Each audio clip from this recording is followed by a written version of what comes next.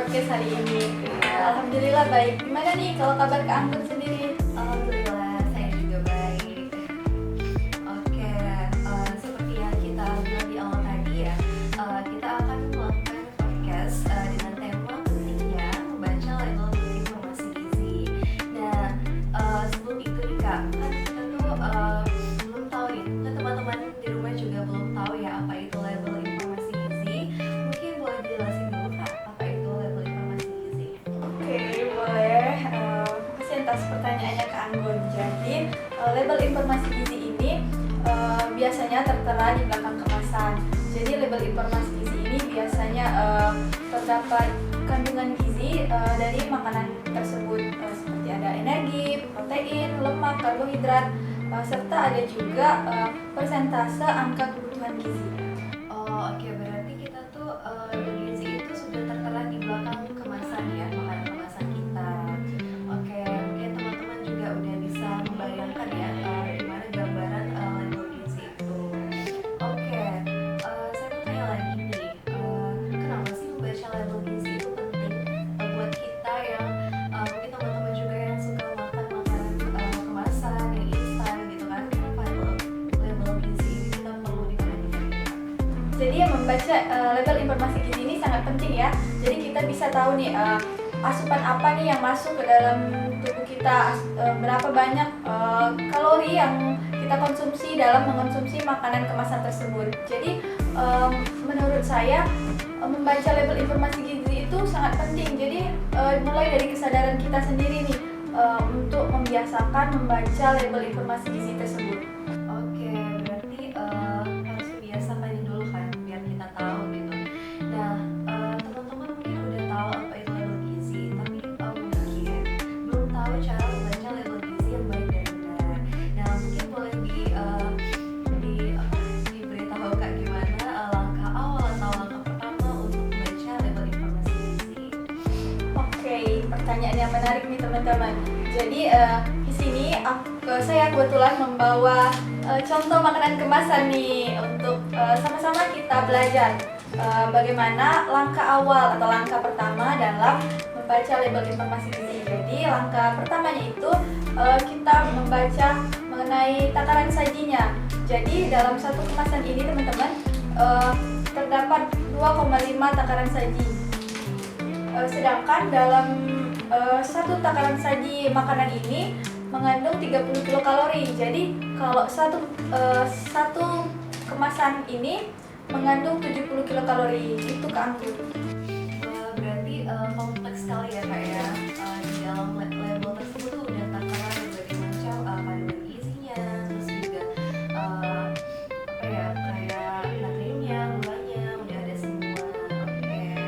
Nah, saya mau tanya lagi nih, untuk kalau orang dewasa gitu kan Kak, gimana sih, ada nggak jumlah ideal mengkonsumsi kalorinya per hari gitu? Tentu saja Kak Anggun, setiap orang ini memiliki kebutuhan kalori yang berbeda-beda tergantung dari individu tersebut, dari kesehatannya gitu.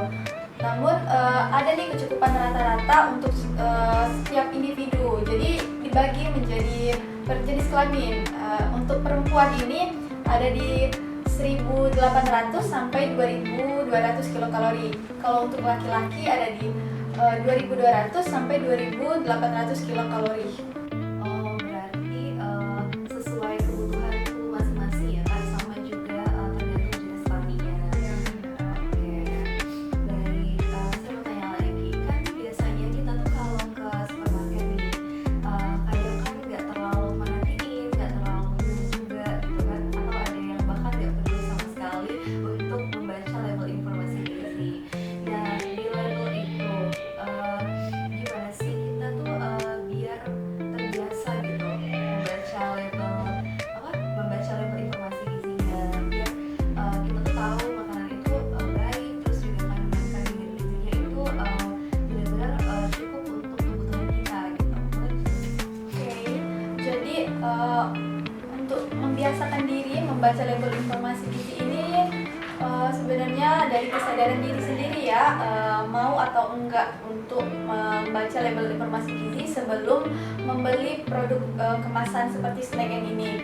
Jadi ada nih salah satu contoh snack yang memiliki 3 takaran saji dalam satu kemasan. Sebelumnya aku nggak bawa contohnya nih, nanti kita tunjukin aja nah di sini. Jadi dalam 3 takaran saji itu dia tuh memiliki kandungan kalorinya yang melebihi dari kebutuhan kita sehari, sekitar 2100 atau gitu. Jadi kalau kita makan snack ya itu satu kemasan, kebutuhan kalori kita satu hari itu sudah terpenuhi. Jadi mungkin nih buat teman-teman tipsnya yang hobi nyemil snack-snack itu bisa nih sharing-sharing sama temennya. Yang 3 takaran saji itu sharing bertiga sama temennya. Jadi dalam satu takaran saji itu bisa memenuhi satu-satu gitu. Baik, wah menarik sekali ya teman-teman ya. Kita kayak kerasa detektif makanan nih rasanya. Oke. Iya Kak, kita memang harus nih menjadi detektif makanan untuk diri kita sendiri agar menjaga kesehatan kita. Iya. Oke, wah menarik sekali ya Kak Tia. Saya mau tanya lagi nih. Saya tuh sebelumnya pernah dengar gula tersembunyi. Mungkin Kak Tia tahu ya gula tersembunyi itu apa? Boleh jelasin Kak? Oke, boleh. Pertanyaannya menarik banget nih teman-teman, yang mungkin banyak yang nggak tahu nih dalam produk makanan kemasan itu ada makanan yang mengandung gula, namun gulanya itu nggak terasa gitu. Tapi kalau kita baca di label informasi gizinya itu ada kandungan gulanya lumayan tinggi. Jadi makanya biasakan untuk membaca label informasi gizi itu. Jadi apa aja sih kandungan atau komposisi yang ada di makanan kemasan tersebut gitu kan. Oke, berarti nggak semua makanan yang asli itu nggak ada gulanya ya. Justru malah kayak contohnya saus gitu, yogurt itu kan banyak gulanya, mengandung gula. Oke, kita dapat ilmu baru lagi ya teman-teman. Oke, suatu hal yang sangat bermanfaat ya. Oke teman-teman, luar biasa ya materi kali ini. Kita jadi lebih mengetahui gitu kan apa seberapa pentingnya membaca label informasi gizi, terus juga apa aja yang perlu diperhatikan untuk membaca label informasi gizi, terus juga kita jadi mengetahui dengan membaca label gizi, kita jadi lebih mengetahui makanan tersebut apakah sesuai dengan kebutuhan tubuh kita gitu. Terus juga kita bisa mengontrol konsumsi gula, natriumnya juga, terus juga jadi lebih tahu makanan yang sehat dan juga makanan yang gak sehat. Karena kan biasanya di makanan kemasan itu ya kayak biasanya tuh banyak mengandung zat-zat yang mungkin berbahaya atau gak baik bagi tubuh kita kan. Nah, boleh dikasih tipsnya gak Kak? Gimana sih kalau kita tuh biar kita tuh gak sering gitu konsumsi makanan cepat saji atau kemasan gitu? Boleh.